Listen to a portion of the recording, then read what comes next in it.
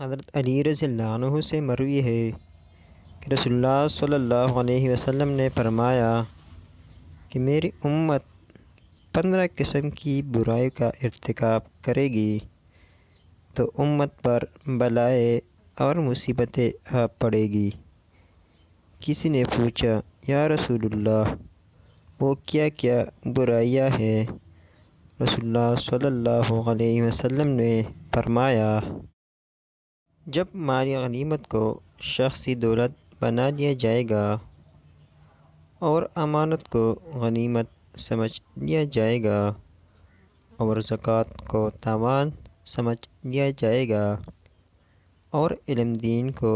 دنیا طلبی کے لیے سیکھا جائے گا، مرد اپنی بیوی کی اطاعت کرنے لگے گا اور اپنی ماں کی نافرمانی کرنے لگے گا، اور آدمی اپنے دوست کے ساتھ نیک سلوک کرے گا اور اپنے باپ کے ساتھ سختی اور بد اخلاقی سے پیش آئے گا، اور مسجد میں شور و غل ہونے لگے گا، جب قبیلہ کا سردار ان کا بدترین شخص بن جائے گا اور قوم کا سربراہ ذلیل ترین شخص ہوگا۔ آدمی کا اکرام اس کے شر سے بچنے کے لیے کیا جائے گا۔ لوگ کثرت سے شراب پینے لگے گا،